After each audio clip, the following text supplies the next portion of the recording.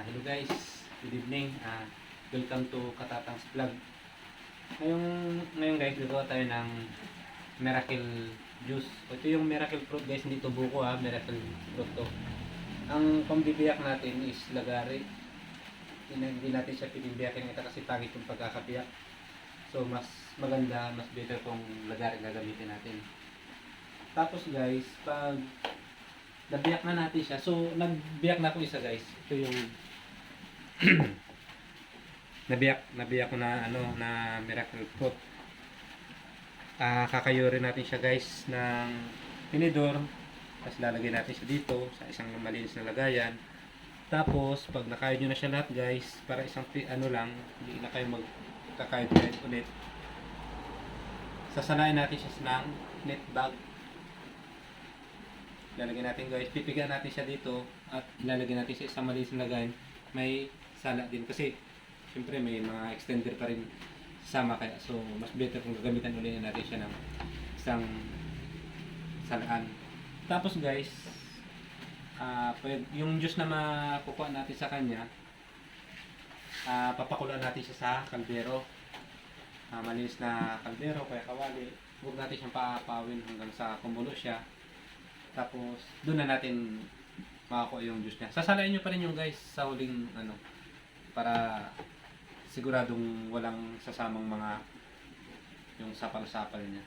Update ko kayo guys mamaya kung ano magiging resulta ng namin ng gawa ko ng miracle fruit o miracle juice yung makuha natin. So siya guys, kung paano bibiyakin.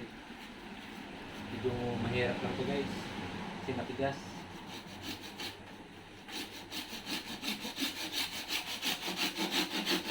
Guys, again ini siyang bibilogin guys. Yan. Ganito ako magbiyak guys, pero nasa sa inyo pa rin guys kung paano kayo biyak nito. Hindi naman siya mahirap biyakin guys.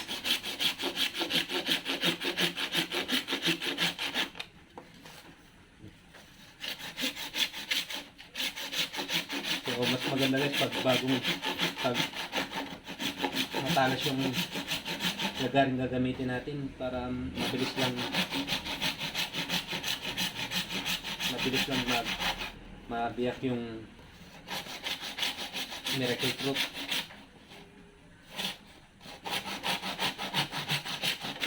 So, first time ko lang ito gagawin guys Nasa sa inyo pa rin kung alam nyo na, share nyo na lang sa akin guys, comment na lang kayo kung paano ba ang tamang paggawa nito. Kasi ito lang tinuro sa akin nung ginawa na namin ng ganito. Galing pala ito guys ng Pangasinan. Maganda daw dito guys sa katawan kaysa mag-soft drinks tayo na mag-soft drinks or ganito lang siya guys.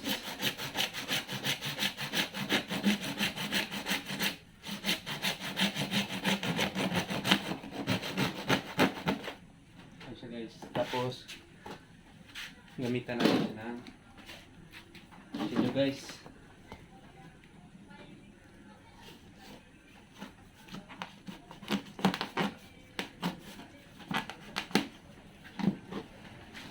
Ito na siya guys. Ito yung laman niya. Yan. Ganyan siya guys. Parang sarap ng kainin guys, parang bukong makapuno. Mabango yung amoy niya guys. Ganyan yung magiging niya. Tapos pag nakayod nyo na siya, ito pagkain guys.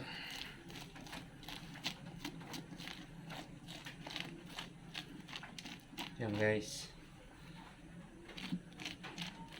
Ganyan na siya kakayurin.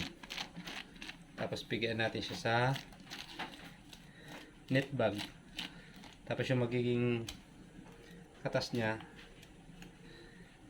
yung nakayod natin, pipigyan ulit natin siya sa coconut strainer. Tapos yung juice, saka natin siya papakuluan.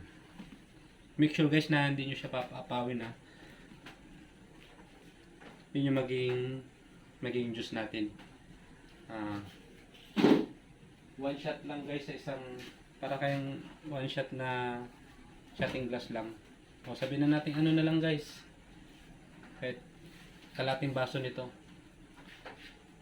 Everyday. Umaga tsaka gabi na lang para mas maganda. Yun lang guys, pa-support naman pa-subscribe naman sa YouTube channel ko. Salamat! Update ko kayo.